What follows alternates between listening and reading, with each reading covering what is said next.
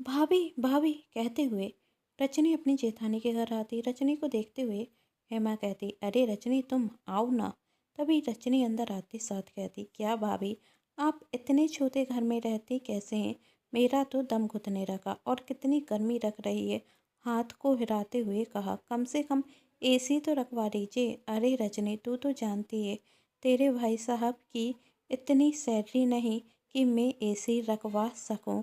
और घर छोटा हो या बड़ा, बस प्यार करने वाला पति होना चाहिए।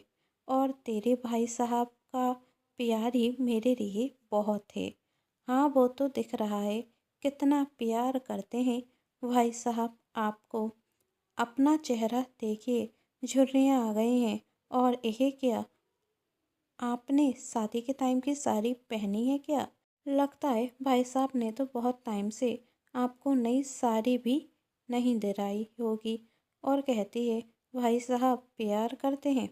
खैर छोड़ो, मुझे इस सब से क्या लेना देना। मैं तो यही बताने आई थी, कर मेरे घर पर कितनी पाई है तो आप भी आ जाना। मेरी कुछ सहेलियाँ आ रही हैं तो सोचा आपको भी बुला लूँ। वैसे भी आप तो ये सब करती नहीं हैं। अब जरा पानी भी पिला दीजिए। हाँ कहते हुए हेमा पानी लेकर आती और जब रजनी को देती तो वह कहती, कितना गर्म पानी है यह। अरे नहीं रजनी, अभी मटके का ठंडा पानी लेकर आई हूँ। गर्म कैसे हो सकता है? मटके का पानी? घर में फ्रिज नहीं थी क्या कि मटके का पानी लेकर आई? फ्रिज तो है पर वही खराब है। ए भगवान भाभी, इतनी भी कंजूसी क्या काम की? कम से कम नई फ्रिज तो ले लीजिए। रजनी अब तुम तो जानती हो नई फ्रिज कितनी महंगी आएगी। और अभी गुड़िया का स्कूल में एडमिशन कराना है तो उसमें भी पैसे लगेंगे। तुम्हारे भाई साहब कह रहे थे गुड़िया का एडमिशन हो जाएगा उसके बाद नई फ्रिज ले लेंगे। नई फ्रिज लेना कौन सा मुश्किल है भाभी, ईएमआई पर ले लीजिए। पैसे भी चुक जाएंगे और पता भी नहीं चलेगा। नहीं रजनी, इसमें तो ज़्यादा पैसे लगेंगे। पैसे जोड़कर हम नई फ्रिज ले लेंगे। और वैसे भी पैर उतने ही पसारने चाहिए जितनी चादर हो। ओह भाभी, आपसे तो कुछ कहना ही बेकार है। आपको तो आदत हो गई है एक गरीबों वाली जिंदगी जीने की। जब देखो तब पैसे का रोना गाती रहती हैं। अरे हमने भी तो अपना घर और नई कार ईएमआई पर लिया है। और यह मोबाइल देख रही हैं पूरे 50,000 का है। यदि मैं भी आपकी तरह आपके देवर को सैलरी देखती तो कुछ भी नहीं कर पाती। तब हेमा कहती, तुम कुछ भी कहो रजनी, मेरा मानना है इंसानियती थोड़ी सब्र के साथ काम ले तो उसके पास वही सब कुछ होता है जो वह चाहता है। अब तुम्हारे भैया पिछले 5 साल से थोड़े पैसे जमा करते आए हैं तो कह रहे थे कि घर का काम लगा देंगे। रहने दीजिए भाभी, आपसे बात करना बेकार है। आप बस कल सुबह 10 बजे आ जाना। कहते हुए रजनी चली जाती और सोचती, वो तो कर मेरी मीत नहीं आ रही है। यदि वह आती तो इस गरीब जेठानी को मैं अपने घर ना बुलाती। अब यह आएगी तो नाश्ता बना देगी और थोड़ी बहुत घर की सफाई भी कर देगी। दूसरे दिन 10 बजे हेमा रजनी के घर पहुंच जाती तो हेमा कहती, अभी तक तुम्हारी सहेलियाँ नहीं आई? तब रजनी कहती, भाभी मेरी सहेलियाँ तो दोपहर के 2 बजे तक आएंगी। आप तो घर की हैं इसलिए जल्दी बुला लिया। चलिए रसोई में आप कचौरी बना देना, मेरी सहेलियों को पसंद आएगी। जब तक मैं अपने कमरे में जाकर साफ सफाई कर लेती हूँ। ठीक है कहते हुए हेमा रसोई में चली जाती और रजनी कमरे में आराम करती। थोड़ी देर बाद जब रजनी रसोई में जाती तो कहती, ओ माँ क्या हुआ रजनी, तुम ठीक तो हो? हेमा ने पूछा। हाँ भाभी, ठीक ही हूँ। वो दरअसल सिर दर्द हो रहा है और आज ही मेरी सहेलियाँ घर आ रही हैं। कितना काम बाकी है और यह सिर दर्द बढ़ता ही जा रहा है। यदि तुम्हारी तबीयत ठीक नहीं तो तुम जाकर आराम कर लो, मैं यह सब देख लूँगी। नहीं भाभी, अच्छा नहीं लगता। आप काम करें, मैं आराम। यह सुन हेमा कुछ नहीं कहती तो रजनी कहती, पर क्या कर सकती हूँ, सिर दर्द तो बढ़ता जा रहा है। अब मैं जाकर कमरे में आराम कर लेती हूँ, आप यहाँ सब देख लेना। कहते हुए रजनी अपने कमरे में चली जाती और साथ में हेमा को बता देती उसे क्या क्या बनाना है। हेमा रसोई का काम कर जैसे रजनी के कमरे में जाती तो देखती रजनी तैयार हो रही है। रजनी जैसे हेमा को देखती तो कहती, अरे भाभी, आपने इतनी जल्दी सारा काम कर लिया। तब हेमा कहती, रजनी, तुम्हारा तो सिर दर्द हो रहा था ना। तब रजनी ने कहा, हाँ भाभी, सिर दर्द हो रहा था। फिर मैंने सोचा तैयार भी तो होना है। जैसे तैयार होना शुरू किया तो सिर दर्द गायब। अब बताइए तो मैं कैसी लग रही हूँ? अच्छी लग रही हो? हेमा ने कहा, अच्छी क्यों ना रखूं भाभी। रजनी कहती, ये साड़ी पूरी 10,000 की है। 10,000? हेमा ने चौंकते हुए कहा, इतनी महंगी साड़ी लेने की क्या ज़रूरत थी? तब रजनी कहती, भाभी, आप ना अपनी गरीबों वाली बातें अपने तक रखिए। ज़रूरत क्यों नहीं थी?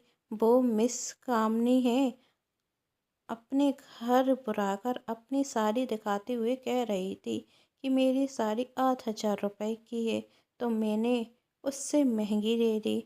और मेरे यह कंगन पूरे 25,000 के हैं और कल ही पार्लर जाकर 10,000 रुपये खर्च किए हैं, तो अच्छा तो रखना था। अरे बाबा, मैं तो भूल ही गई, रजनी ने चौंकने का नाटक करते हुए कहा। तब हेमा पूछती, अब क्या हुआ? मैंने तो हॉल की साफ सफाई की नहीं। प्लीज़ भाभी, आप कर दीजिए ना। देखिए, मैं पूरी तैयार हो गई हूँ। इतनी महंगी साड़ी पहनकर साफ सफाई थोड़ी ना होगी, और फिर मेरी सहेलियाँ मेरे बारे में क्या सोचेंगी। प्लीज़ भाभी, कर दीजिए। ठीक है, कर देती हूँ। इतना प्लीज़ कहने की कोई ज़रूरत नहीं है। कहते हुए हेमा हॉल की सफाई करने लगती। तभी रजनी कहती, भाभी, वो पंखा साफ कर देना, टेबल वहाँ रखी है, चढ़कर हो जाएगा। कहकर रजनी चली जाती और खुद को आईने में देखते हुए कहती, अब यह घर के काम करने के लिए मैं थोड़ी ना बनी हूँ। यह काम तो मेरी जेठानी पर सूट होते हैं। सफाई करने के बाद रजनी हेमा से कहती, भाभी, आपकी यह साड़ी तो बहुत सस्ती है, आप मेरी यह साड़ी पहन लीजिए। नहीं रजनी, उसकी कोई ज़रूरत नहीं, यह भी अच्छी है। हेमा ने कहा, अरे भाभी, इतनी सस्ती साड़ी पहनोगी तो मेरी सहेली मेरे बारे में क्या सोचेंगी। जाइए, चेंज कर कर आइए। हेमा साड़ी चेंज करके तैयार हो जाती और रजनी की सहेलियाँ भी आ जाती। रजनी अपनी सहेलियों के साथ बैठ जाती और अपनी जेठानी से नाश्ता लगाने के लिए कहती। तभी उसकी सहेली बबीता कहती, अरे रजनी, तूने क्या नई नौकरानी रख ली? और आते साथ उसे अपनी साड़ी भी देती। सच में आजकल के नौकर नौकरानी के बड़े नखरे हैं। वैसे तू अपनी नौकरानी से कह दे मेरे घर भी काम करने आ जाया कर। वो क्या है ना, मेरी नौकरानी काम छोड़कर चली गई। इतना सुन रजनी हंसने लगती और कहती, सॉरी यार, वही मेरी पर्सनल नौकरानी है। तभी वहाँ हेमा आती और हेमा को देख रजनी अपनी बात परतते हुए कहती, अरे बबीता, तू भी बिना सोचे समझे कुछ भी कह देती है। यही मेरी जेठानी है, इस घर की नौकरानी नहीं। इतना सुन सब जोर से हंसने लगते और हेमा का मजाक बनाते। तभी रजनी कहती, वो क्या है ना भाभी, हम सिर्फ मजाक कर रहे थे, आप कोई बात दिल पर मत लीजिए। अब हेमा की बर्दाश्त के बाहर था और वह गुस्से में कहती, मजाक, अपने से बड़ों का अपमान करना तुम्हें मजाक रखता है। प्लीज़ भाभी, कहकर तुमने मुझसे घर के सारे काम करा लिए और मैंने अपना समझकर कर भी दिए, और तुम मुझे अपनी सहेलियों के सामने नौकरानी कह रही हो और कहती हो मजाक कर रही हो।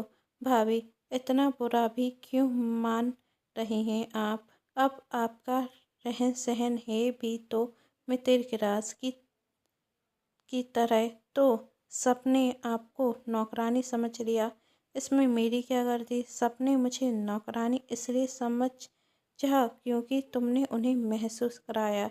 यदि तुम भी मेरे साथ रसोई में जाती तो कोई भी कुछ गलत नहीं समझता। और बहुत घमंड है ना तुम्हें खुद पर, तो याद रखना, घमंड तो रावण का भी नहीं टिका था। कहीं ऐसा ना हो कि तुम्हारे यह दिखावे के चक्कर में जो तुम्हारे पास है वो भी चला जाए। कहते हुए रजनी की जेठानी चली जाती, पर वही होता जो हेमा ने कहा था। 2 साल बाद रजनी अपनी सीमा से ज़्यादा पैसे खर्च करने लगी थी और वह यह आदत उसके पति की भी थी, जिस चक्कर में दोनों ने ना ही घर की और ना ही कार की ईएमआई भरी, और जिस चक्कर में उसके हाथ से घर चला गया और अब वह पैसे भी नहीं होते, वह घर से बेघर हो जाती। और दूसरी तरफ हेमा जो पैसे हिसाब से खर्च करती थी, वह अपने घर को बड़े रूप में बदल लेती और उसके पास पैसा होता। दोस्तों, आप सभी को ये कहानी कैसी लगी नीचे कमेंट बॉक्स में ज़रूर बताइएगा। कहानी पसंद आई हो तो चैनल को सब्सक्राइब कर पास में जो बेल आइकन का बटन है उसे प्रेस जरूर कर दीजिएगा। कहानी पसंद आने पर चैनल को सब्सक्राइब, वीडियो को लाइक एंड शेयर जरूर कीजिएगा। Thanks for watching.